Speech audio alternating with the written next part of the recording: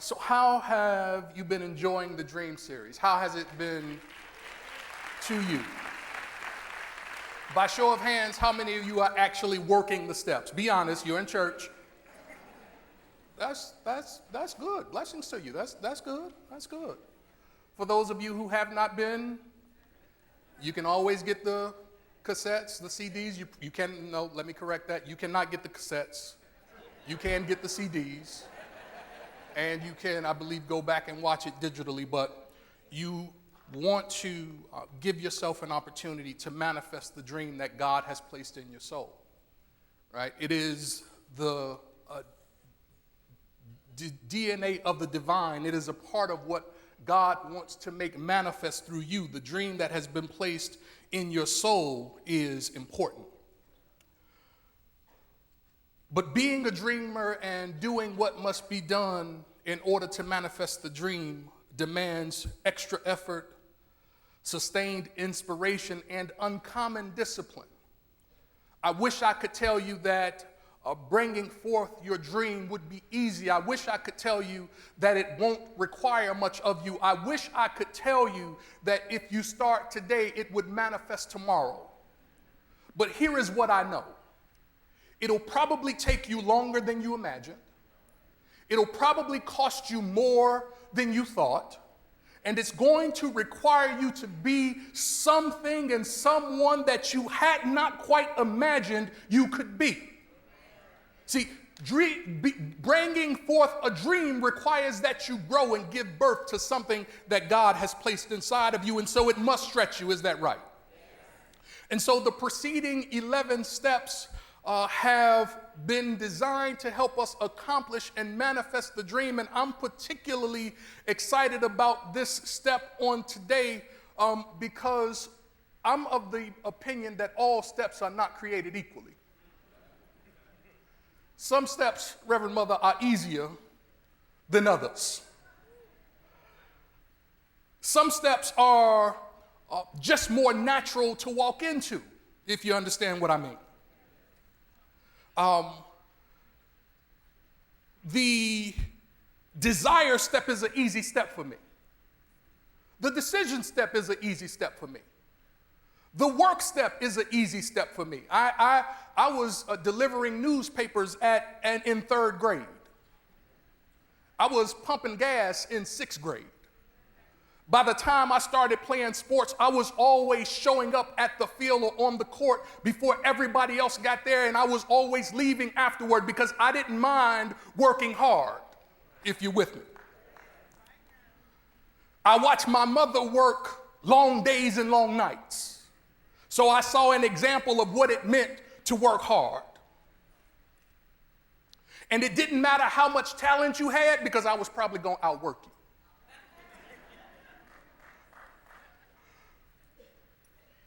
And so I have some tendencies of folk who tend to be work. Yeah, I can't even bring myself to say it, even though I do it. So there are just some steps that come easier to me. But this rest step, AJ, I feel like I'm cheating when I'm resting. See, because I have some tendencies of folk who tend to be work.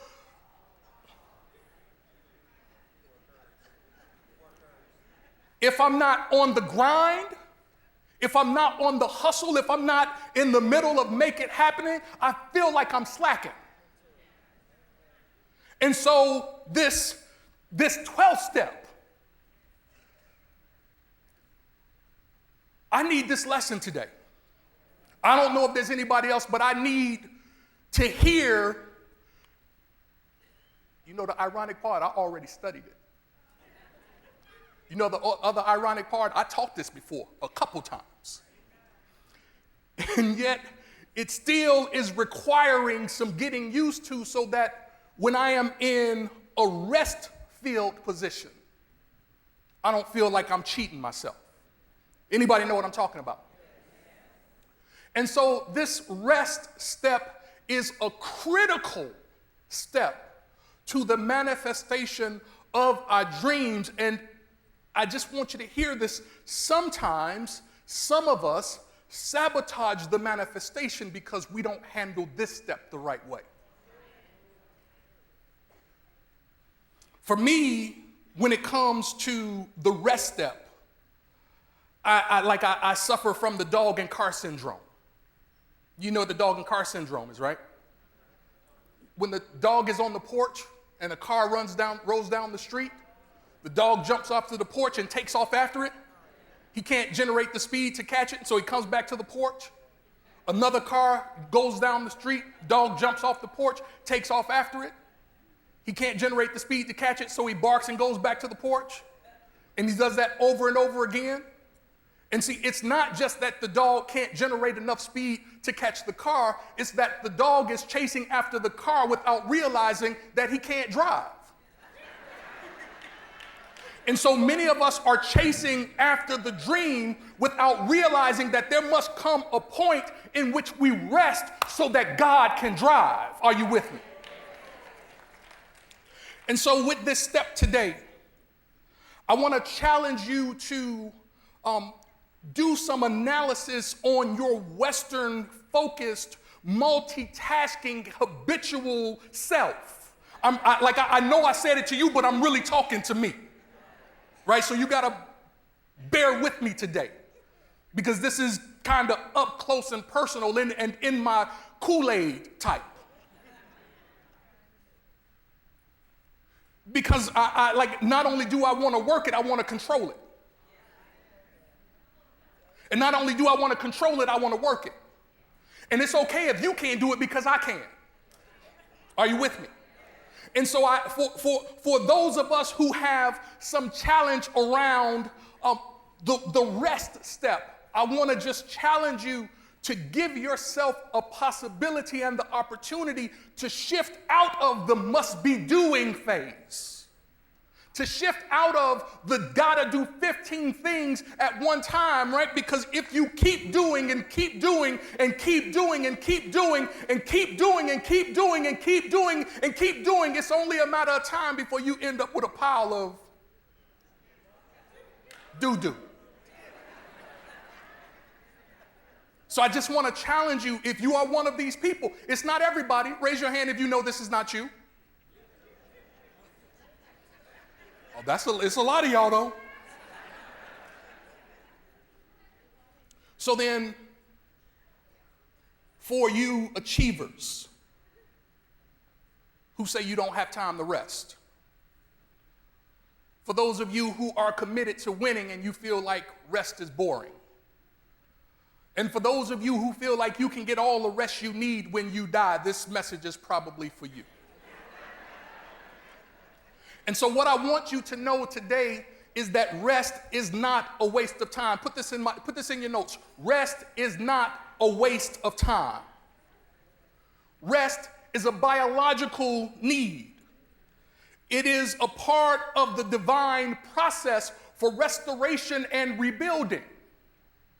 It is a part of the divine process for restoration and rebuilding. Rest is one of the major pathways that God uses to renew and revitalize us.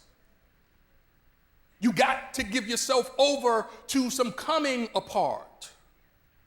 See, one of the basic design elements of the human body is its requirement for rest and the renewal that comes through rest. But the problem is, for many of us, that we spend so much time working for, on, or around machines that we consider ourselves machines, but you're not. You can never be too busy driving to stop for gas. At some point, either by design or by creative flaw, at some point you have to stop. The only question is, will you stop by design at the gas station so that you can fill up, or will you be stranded on the side of the road because you were too busy and life knocked you down anyway? I'm only talking to myself. Please bear with me if I'm a little harsh in what I say because I need to hear me today. I'm just glad you came to the room. But I'm really trying to help me shift and get an appreciation for this step. I don't do good with this step. And so I need to know that rest is a vital part of how God designed me as the creative channel.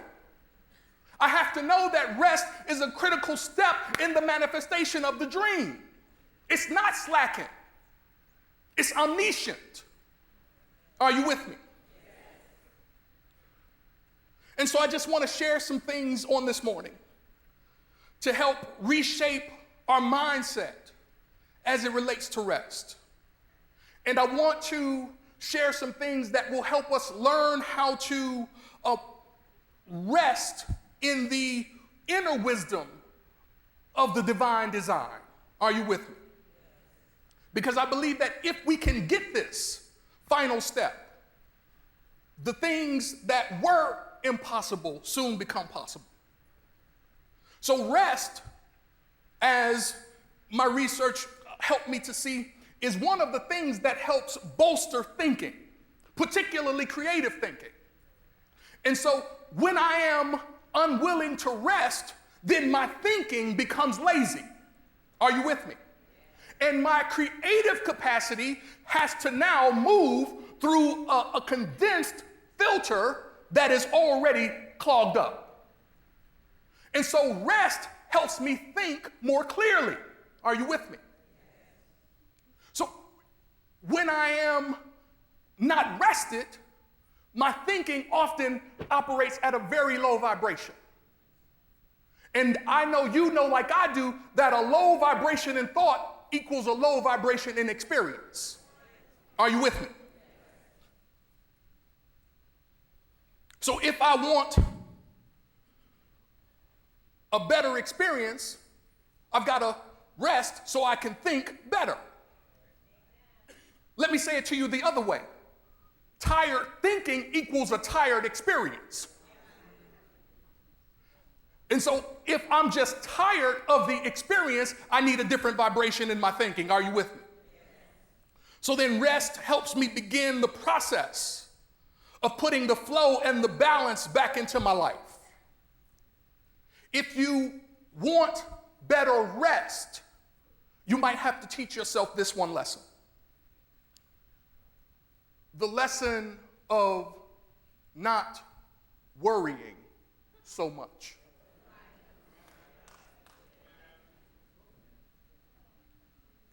You don't have to raise your hands. But how many of you know that worrying can impact your rest? Don't raise your hand. Don't raise your hand. See, the more I worry, the more focused my thinking becomes on that which I am worried about. The more I worried, the more my tired thinking is used to create more to worry about. The more I worry, the more I have to worry about. Right? So worrying, you've heard me say, is like sitting in the rocking chair. It will give me something to do, but it won't get me anywhere. How many of you need some solutions to the stuff you're worrying about? So if you need solutions to the stuff you're worrying about so that you can rest more freely, here is what I want you to do. Put this in your notes. Put this in your notes. Take 4 to 5 minutes each afternoon or evening. 4 to 5 minutes every afternoon or evening. 4 to 5 minutes. And identify 2 or 3 things that are just bugging you. Stuff that you're worrying about. Under that list, write down what it is you're doing to fix the stuff you're worrying about. Because here is the thing. If you don't change it, it won't change. So I'm not trying to give you just a mental approach to the stuff you're worrying about. Some of it deserves your attention, some of it does not. But unless you change something, you will continue to have something to worry about, because a worrier can always find a cloud around a silver lining. So if you want to diminish the amount of time you're worrying, focus on what you're doing to not have to worry about that. You worried about not having enough money to meet the end of the month? Focus on what you're spending. It may mean you don't have Starbucks 5 times a week. You worried about whether or not they're going to come home?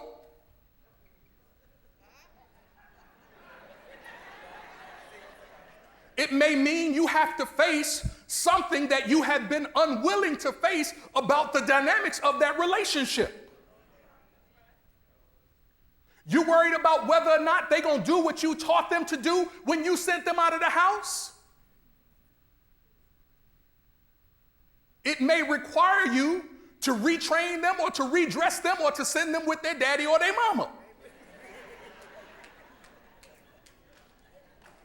Because here is what I know about you. You deserve your rest. And for what God intends for you to do, you need your rest. So rest is important. After you have identified the 2 or 3 things that you're doing about the things that you are worrying about, continue to develop what you can do, because there are some things that you have control over. There's some things that you don't. There are some things that you can do. There are some things that you cannot. And so I want to just challenge you to do the things that you can do so that you don't have to spend creative energy worrying. Are you with me? Don't spend another moment of creative thought worrying.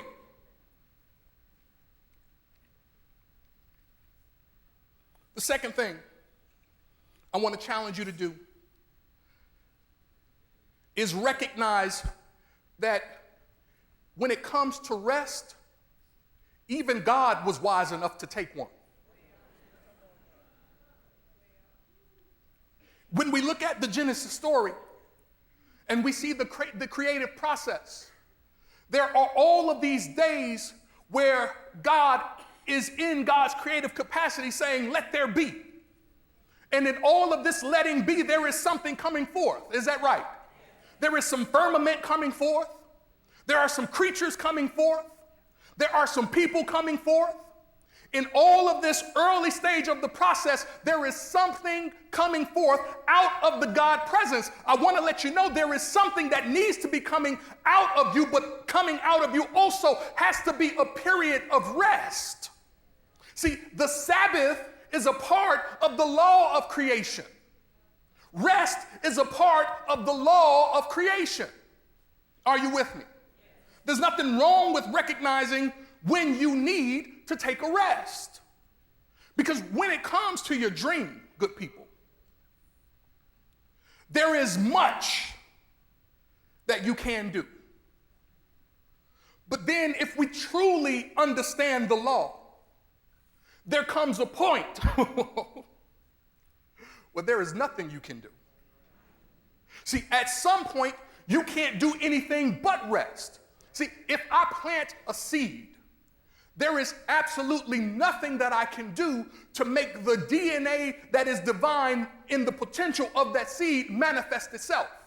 I can do what I can do, so I can take the seed off the shelf, and I can plant it in the soil, and I can prepare the soil to receive it, and I can water it, and I can fertilize it, and I can pull the weeds up when the weeds come around it.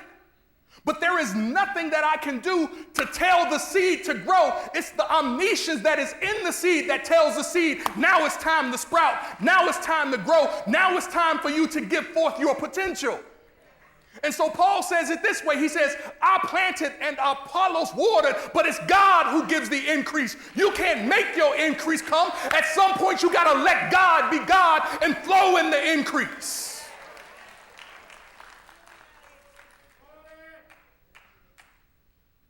I wish I could give you the secret sauce of how to make it happen, but there is no making it happen. The law is. And the law is just. And so at some point, the God channel has to let the God being work. And listen, it requires us to sit still in faith and trust that the work that we have done has not been in vain. And so I say to you, when those children go out and they do stuff that you have not taught them how to do, don't give up on them. Continue to walk by faith, because it's God who gives the increase. And when you practice and study and you pray and you pray and you study and you practice and you still go and they still see something on the X-ray, and you can't imagine how it could be that this could happen to you. Sometimes it happens to you so that you could be the example of what God is able to do.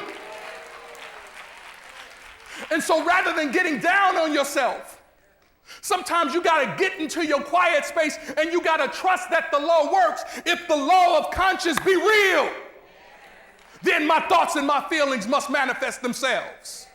And so the seed that is my thought and the seed that is in my field must show up. And so I have but to work the law and to trust the law. But you can't you can't plant the seed.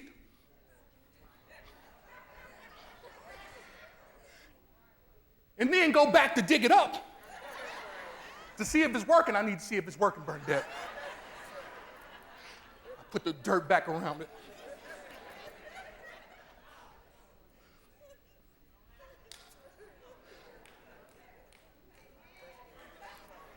And then I go and talk about a bunch of stuff that's inconsistent with the seed that I planted. And then I put my faith in what somebody else is able to do rather than what God is able to do. I'm still talking about how to rest in how to rest in the work. See, there is a such thing as resting in the work. But while you're resting, you have to make sure that you are not disrupting the seed. See, because listen, God's got that part.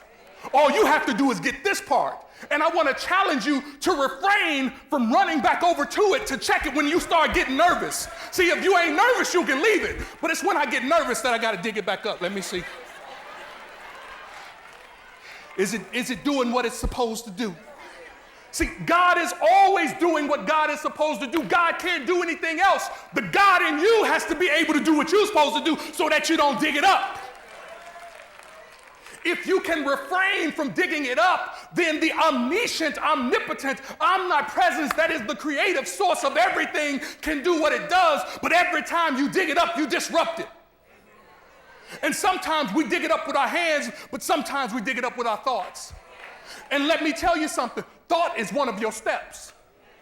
Sometimes we dig it up with our hands, but sometimes we dig it up with our words. Let me remind you, words is one of your steps.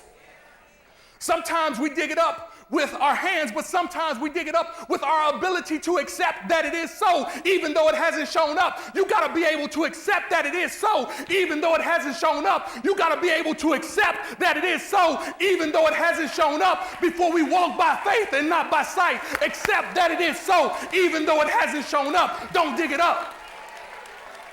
Don't dig it up. Don't dig it up. Don't dig it up. When you dig it up, you disrupt the creative process. You got to trust God to be God. See, God has your increase. It's already done. But you got to trust God to be God. Us control freaks. I put myself in the category, I ain't even tripping on me. Not this morning. What's wrong with us? We need help. We need help. We are one with Alpha and Omega. We are not the Alpha and the Omega. I have consciousness in the eternal. I am not the eternal, not here. How many of you know that your thoughts flow through the consciousness you have? How many of you know that your faith flows through the consciousness that you have? And so you are connected to eternity. And if you can get in the flow of Alpha to Omega, you can experience all the good that is in between. But you can't dig it up. See, when we get scared, we dig it up. When we get scared, we dig it up. When we get scared, we dig it up. So if you want to refrain from digging it up, You got to know how to renew your strength. Say, renew my strength. If you're going to refrain from digging it up, you have to know how to renew your strength. How do you renew your strength? Yeah, rest is right. But I believe somewhere in the scripture it says, if I wait, woo, that's it right there. If I wait on the Lord, if I wait on the Lord, see, if I wait on the Lord, I'm not going to even ask how many Christian metaphysicians know about the law but disrupt the law because they won't wait on the Lord. I ain't going to ask. It's all good. I'm with you. Because if you want to renew your strength, you have to. If you want to mount up with wings, you have to. If you want to run and not get weary, you have to. If you want to walk and not faint, you have to. Because they that wait on the Lord. That's right. You have to know how to wait. And if you dig it up, you ain't waiting. Are you with me?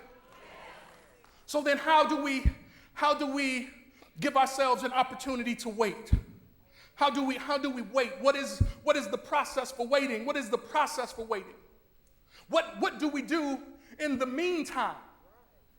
Because I'm like you, I'm a doer, I'm an achiever. I'm an achiever. I'm ready. I want it now. I'm ready to win now. Win now. Now, Chester now. Right? Microwave mentality now. Me now. I'm ready now. I'm ready now. Never mind the law of my consciousness is saying, no, you ain't. Right? Because if I had the consciousness for a thing, it must show up now. No, you missed that. Don't duck. Because I'm not talking to you, I'm talking to me. This is my step. I'm trying to get it. But, Reverend McDowell, there's no such thing as undemonstrated understanding. If I have the consciousness for it, it must show up now. Not later. So if I have the consciousness of God as my healing, then it must show up now, not later. Not after the surgery. Hear me. The surgery might be a part of the process to help condition the soil, but it's not the thing, right? It's not the bank loan. The bank loan is only the byproduct of somebody who must say yes to the consciousness that I have. Are you with me? So it is in the now that the conscious demonstration must show up for the consciousness that I have. And if it's not showing up, it's because I ain't ready yet. I don't have the consciousness yet. Now, don't judge yourself because that's only taking you further off the track. So how do I get myself ready in the meantime? What do I do in the meantime? What do I do while it's time to rest? What do I do? What do I do until it shows up so that my faith can continue to be renewed? What do I do? You said that rest is a part of renewal and revitalization. What do I do in the meantime? In the meantime, you sharpen your axe. I love the story about the woodworker who challenged another woodworker to a tree chopping contest. And the challenger spent all day chopping on trees, took a real short break, chopping down trees. And he noticed that the other guy, every now and again, every time he looked over, he would be resting, sitting under a tree resting. And when the challenge was over, the guy who challenged the other guy went over to him and said, how can it be that you chop down more trees and every time I looked over at you, you were taking a rest, Sonia? He said, well, what you didn't notice is that while I was resting, I was sharpening my axe.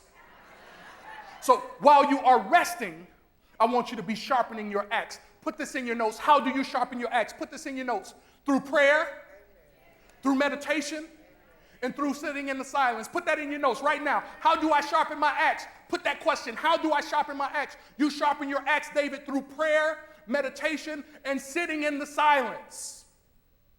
What is prayer? Prayer is communion with God.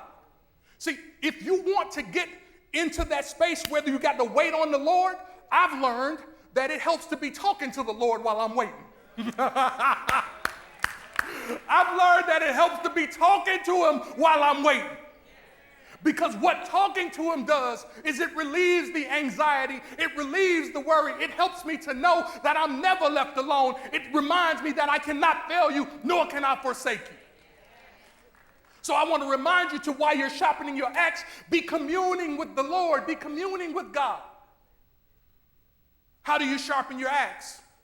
You give yourself over to meditative practices. You meditate. Listen, I want to encourage you to be a meditator. You've probably heard me say it before. And some of you think, it might be your first time here. You're thinking, well, Rev, I don't know how to meditate. I don't know how to meditate. I've never done that before. You know how to worry? By show of hands, you know how to worry? All right?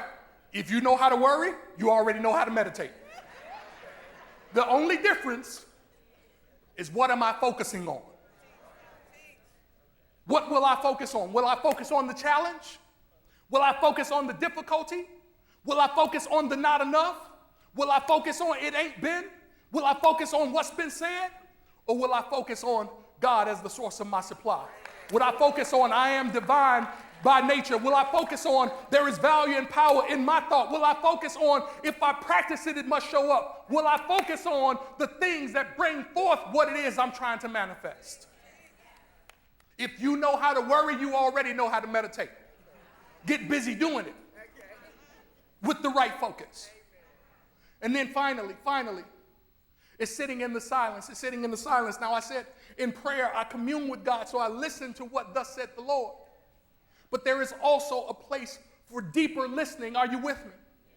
There is a place for deeper listening. There is a place where the heart of God longs to commune with his child. There is a place where God has just been waiting for you to turn off the noise that's on the outside and come to yourself and say, let me go and sup with my Father.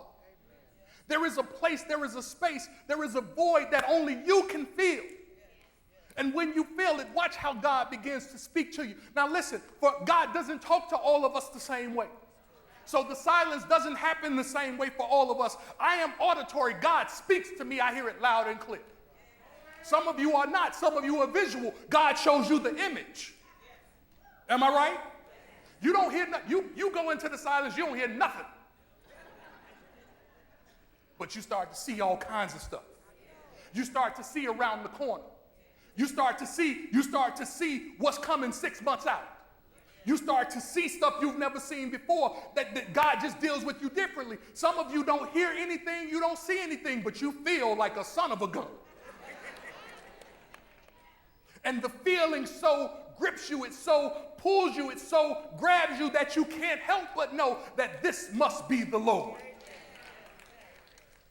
So the silence does not manifest the same way in, through, and as all of us. But what you can rest assured of is that when any of us give ourselves over to prayer, meditation, and sitting in the silence, we are in that moment sharpening our axe. And when you come out of the silence, know that there is no challenge, no problem, no difficulty that you cannot chop down, because you have been sharpened by the Lord.